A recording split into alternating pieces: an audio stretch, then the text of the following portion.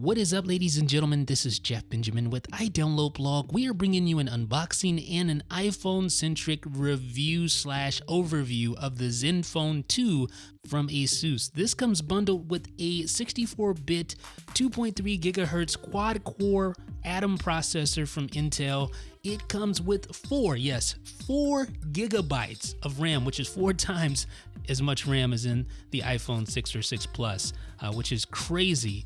It also comes with 64 gigabytes of flash storage. So although this wouldn't be considered a flagship phone, it comes in at a pretty reasonable price point, $299 unlocked. It is no slouch when it comes to specs. 4 gigabytes of RAM, 2.3 gigahertz, quad-core, 64-bit Intel Atom processor, 64 gigabytes of flash storage. Like I said, it's no slouch when it comes to specs. But with all that said, this isn't going to be your typical review where I do benchmarks and all that. You guys have seen that before, been there, done that a million times, right? And there's other people that do that very well.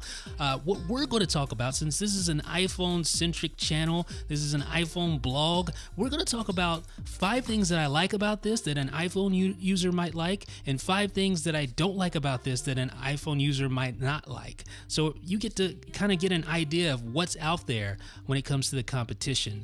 So let's get started, why don't we? Let's start off with the first big thing that I like about this phone, the ZenFone 2 from Asus, and that is, of course, 4 gigabytes of RAM, which is insane.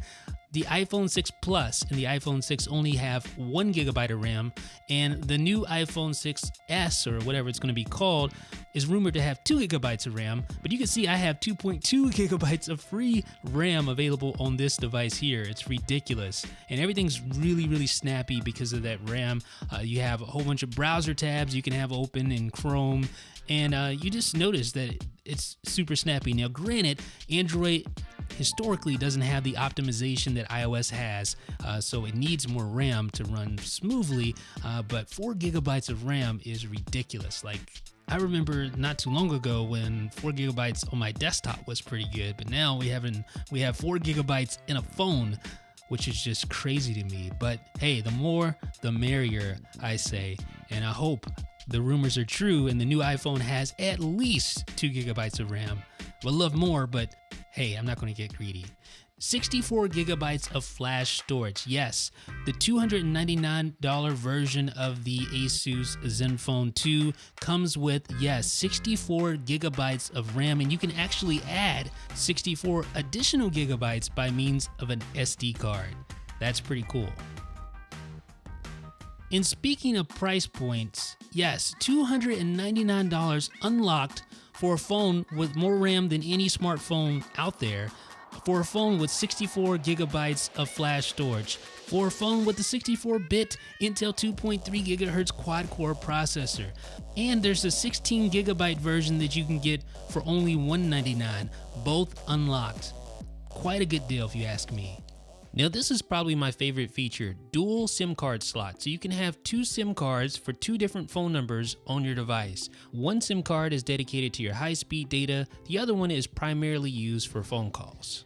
Now this next feature is a software related feature, something the iPhone doesn't have. If you tap and hold on the home screen and then you tap themes, you can browse several themes and apply a theme to your phone right there on the fly. And it's not like it's just changing the wallpaper, but it's changing the app icons and other UI elements throughout the system. It's just one of the things that makes Android so cool, and I doubt we'll ever see anything like this on the iPhone. Now let's talk about some of the negatives. Cheap build quality is the first one, the most obvious one, I would say. It's a plastic phone, so that automatically makes it worse than the iPhone when it comes to build quality. When you take the back cover off, which is kind of cool because it allows you to access the SIM card slots and the SD card slot, it looks like it's brushed aluminum. It has like a faux brushed aluminum look, but when you touch it, it's obvious it's plastic and you can bend it because it's plastic, and it's not the high quality plastic like in the iPhone 5C. Questionable button placement. 2 things stand out to me. The power button, the sleep button at the top of the device makes no sense. It's a 5.5 inch device, it needs to be on the side. And then this is even more egregious. Having the volume buttons on the back of the device makes it very awkward to press when holding your phone.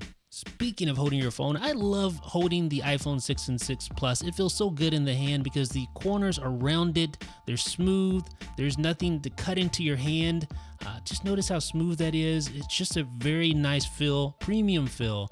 Now with the ZenFone 2, you don't get that. You can kind of see where it's indenting in my hand there as I grip the phone, because the edges are sharp.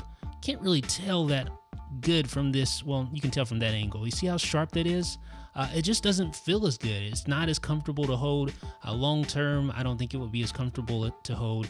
Obviously not a deal breaker. I mean, we've had phones that had sharp edges prior to this, but now that we do have the iPhone 6 with such smooth edges, smooth corners, it really does make a difference. I mean, if you are an iPhone 6 user, this is something that's going to stand out to you immediately when holding the ZenFone 2. It's just the fact of the matter.